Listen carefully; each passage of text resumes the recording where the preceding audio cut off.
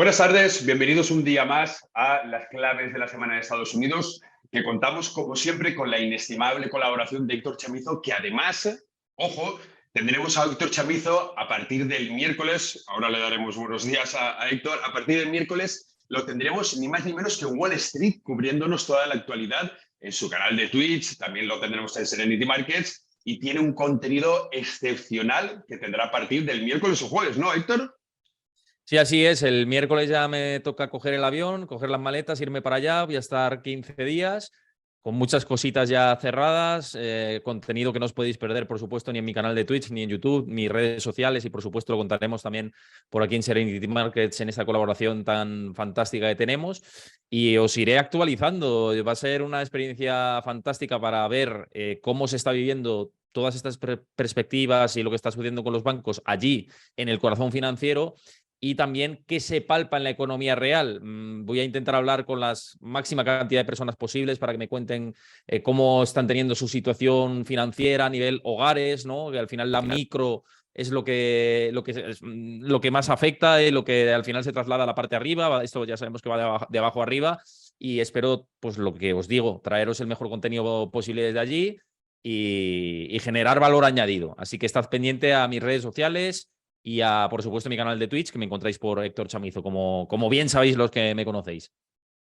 Estaremos muy pendientes, Héctor, porque la verdad es que es súper interesante, porque claro, conocemos desde aquí, conocemos los datos macro, conocemos todo esto. Ahora hablaremos de las crisis de los bancos regionales, que es muy importante lo que está ocurriendo allí, y más aún cuando Bank of America está dando también el toque de atención a quizá deshacernos de esos valores que podemos tener, pero lo que también es muy importante es ver algo que nos vas a transmitir YouTube desde allí, que es precisamente cómo se vive esa economía del día a día, que es tremendamente importante y que desde aquí no tenemos esa percepción.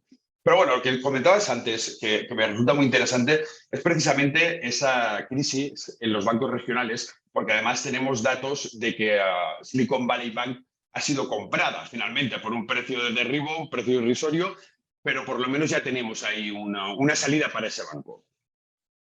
Sí, ha sido comprado por First Citizens. Se esperaba que podía haber un movimiento de este tipo, que algún otro banco regional podía hacerse con los activos de Silicon Valley Bank, los pocos que le quedaban, porque sabemos las fugas de depósitos masivas que ha tenido y bueno, el recurrir por parte de los depositantes a esta ventanilla especial que ha abierto la Fed.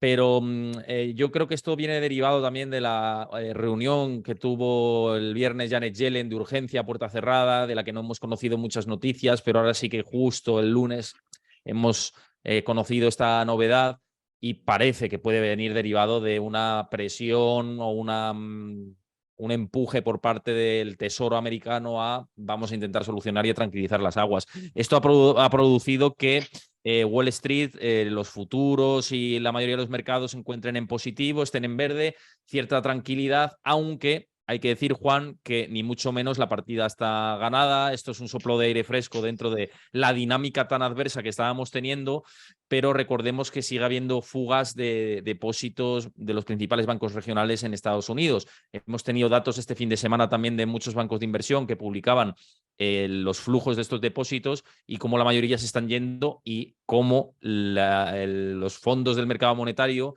están disparándose. Y esta es como la nueva burbuja que parece que puede gestarse, bueno, burbuja que se lleva gestando mucho tiempo, pero que ahora se ha acelerado con toda esta crisis bancaria.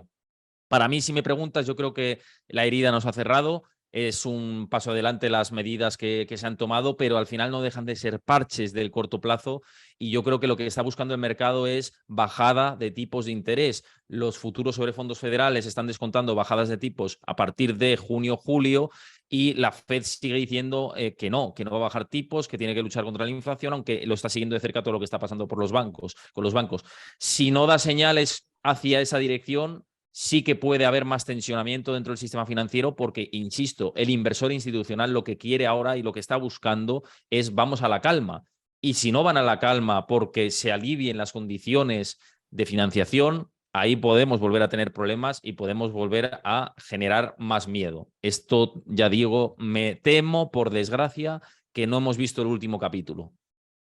Correcto, yo estoy totalmente de acuerdo en que hemos visto el último capítulo y ya lo estamos viendo o ya estamos dilucidando con esas pautas que está tomando la Reserva Federal. pensábamos o intuíamos antes de todo este colapso que iban a 50 puntos básicos, ahora 25, y claro, ahora está por ver si precisamente o ciertamente mantienen esos tipos de interés, ya por fin no vemos más subidas, o cómo va a estar la cuestión. Mira, estaba leyendo ahora mismo, que lo acaban de publicar en Serenity Markets, que Mike Wilson, estratega de Morgan Stanley, afirma que los beneficios son el próximo riesgo para la renta variable. Te digo esto porque creo que ya lo hemos hablado más de una vez. ¿En qué momento esa reducción que tienen los consumidores iba a trasladarse ya a las empresas? Y claro, cuando Mike Wilson, que ya es uno de los estrategas importantes de Morgan Stanley, dice que ahora sí que vamos a ver esas rebajas de beneficios, en las próximas presentaciones de resultados es cuando ya deberíamos de ver reflejado toda esa situación, tanto en los bancos, que es algo importante, podríamos ver esa reducción, como en el conjunto de la economía. Claro, la ecuación yo creo que es bastante simple en realidad. Si los bancos regionales que prestan al 40% de los estadounidenses, que no es poco, es el 40% de la masa global que se mueve en Estados Unidos, la mueven los bancos regionales.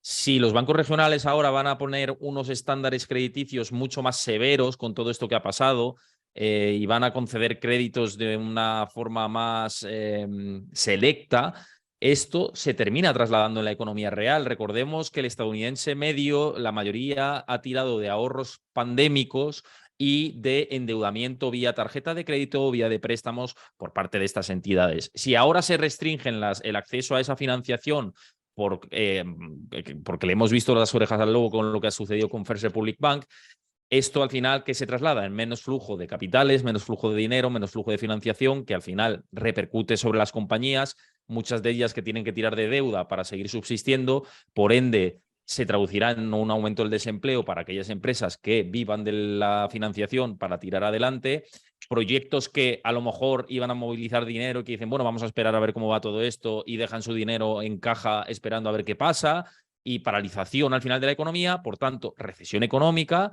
contracción del Producto Interior Bruto a partir del segundo trimestre o tercer trimestre del año, y luego ya veremos qué profundidad tiene todo esto. Pero al final, cuando saltan las alarmas, aunque haya sido en bancos regionales y no haya sido un Lehman Brothers, ni mucho menos, sí que afecta sobre la economía real y afecta sobre el desempleo. Mismamente, Juan, la Reserva Federal en esta semana, en la última reunión que tuvimos, hablaba de un aumento del desempleo de cara al final de año de prácticamente un 1% desde la tasa mínima que tuvimos en el mercado laboral, en el 3,4%. Ellos estiman en torno al 4,4% que puede subir el desempleo, pero descartan recesión económica. Y esto yo lanzo la pregunta, ¿por qué descartan la recesión económica si históricamente, siempre que ha subido un punto porcentual del desempleo, siempre ha habido recesión económica? Evidentemente, entiendo que no van a lanzar un mensaje al mercado de viene una crisis, porque entonces generan más pánico financiero y es una situación muy difícil de gestionar a nivel de política monetaria. Esta es la realidad. Pero simplemente por poner el dato de relieve, siempre que el mercado laboral se ha tensionado por encima de esos niveles y ha habido una destrucción de empleo como se espera que pueda haber, no en una magnitud gigante, ¿no? Pero sí una destrucción de empleo, viene una contracción de la economía, es decir, de crecimiento económico. Y eso es lo que cabría esperar sobre el papel.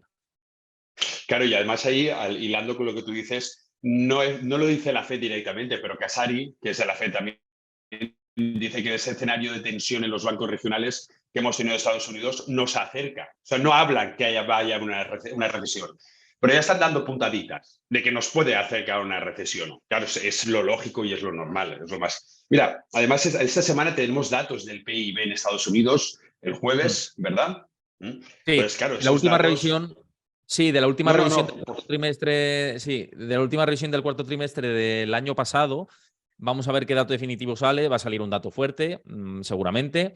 De hecho, para el primer trimestre del año, la Reserva Federal de Atlanta estimaba un crecimiento del 3%, es decir, la economía todavía sigue con mucha fortaleza, y por eso digo que será a partir del segundo trimestre, tercer trimestre, cuando empecemos a ver esas señales, y cuando seguramente durante estos próximos meses vamos a ver qué hace la renta variable de Estados Unidos. Y aquí se abre una dualidad que yo lo he comentado en mis programas, tanto en Twitch como en mis redes sociales, como en mi canal de Discord, en todos los sitios en los que estoy activo, que digo, se abre una dualidad ahora, y también te lanzo a ti un poco el debate de si va a pesar más la inyección de liquidez indirecta que ha hecho la Reserva Federal abriendo esa ventanilla, siempre que se ha expandido el balance, la tendencia en los mercados ha sido alcista tradicionalmente, salvo en excepciones, ¿no? Pero ha sido alcista, o si va a pesar más el ajuste de beneficios empresariales que comentabas antes en la anterior cuestión, ¿no? Entonces, yo creo que ahí va a pesar de recesión o inyección de liquidez. Y por eso los mercados ahora tienen muchas dudas, ¿no? Los bonos sí que están descontando recesión claramente, ya se está desinvirtiendo la curva de tipos de interés y esto es señal claro de que la contracción va a venir más pronto que tarde, pero la bolsa, la renta variable sí que todavía no muestra estos síntomas, hay muchas dudas, hay una lateralidad del S&P 500 en concreto desde hace muchos meses y vamos a ver si salimos o para arriba por encima de los 4.200 puntos o para abajo por debajo de los 3.800. Ahí está el kit de la cuestión, ¿no? Mira, hilando con esto, el vídeo que hago los jueves con José Luis Cárpatos, precisamente José Luis analizó el SP este pasado jueves. Lo digo porque si los que nos ven, nos escuchan, quieren hablar un poquito acerca más de lo que estaba hablando Héctor, precisamente eso, estamos en un rango totalmente lateral en el que si perdemos los soportes podemos irnos a niveles muy, muy bajos. Y si rompemos las resistencias podemos tener también una subida muy importante. Pero estamos en esa lateralidad. Sí que es cierto que ahora mismo el sentimiento del mercado es un sentimiento de incertidumbre y lo estamos viendo desde hace muchísimo tiempo, desde hace ya unos cuantos meses, cuando hablábamos que las grandes manos fuertes lo que estaban haciendo era operar en opciones diarias, porque precisamente no hay una sensación de lo que pueda haber el mercado. Hay una dualidad, como tú bien comentabas, en la que el mercado en cualquier momento se puede ir para un lado o para otro. O sea, no hay una tendencia clara. Hay una lateralidad en el SP 500 más clara, es súper claro. Y por eso digo que, si queréis verlo en el vídeo de Cárpatos que hicimos el pasado jueves, vemos el gráfico y Cárpatos lo explica súper bien, cómo está tocando esos niveles que se ven clarísimamente. O sea, es una pasada el gráfico del SP 500, cómo se ve de una manera tan clara.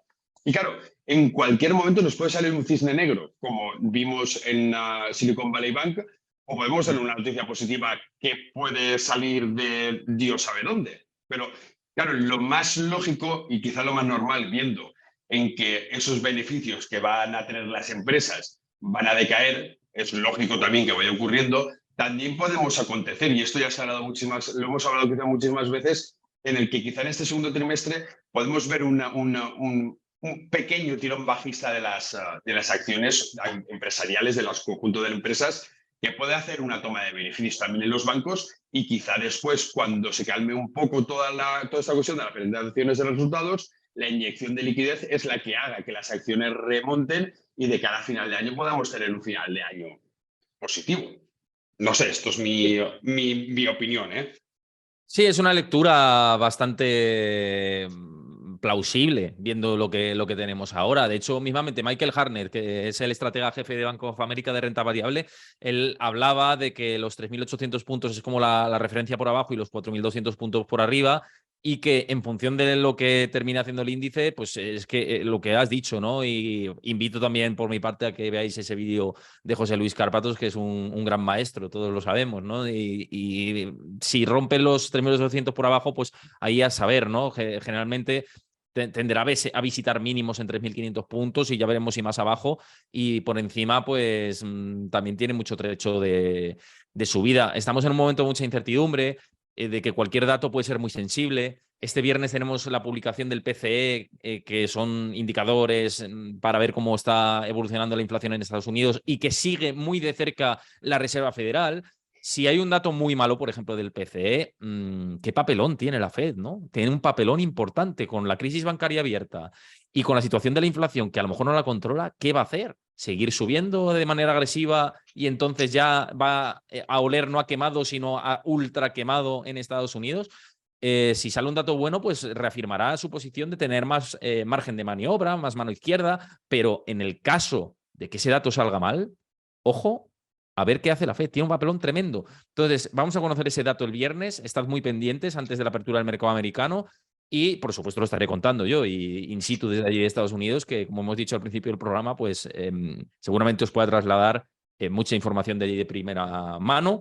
Y esta semana, PIB de Estados Unidos jueves, viernes PCE, para ver la inflación. Yo creo que ahí está.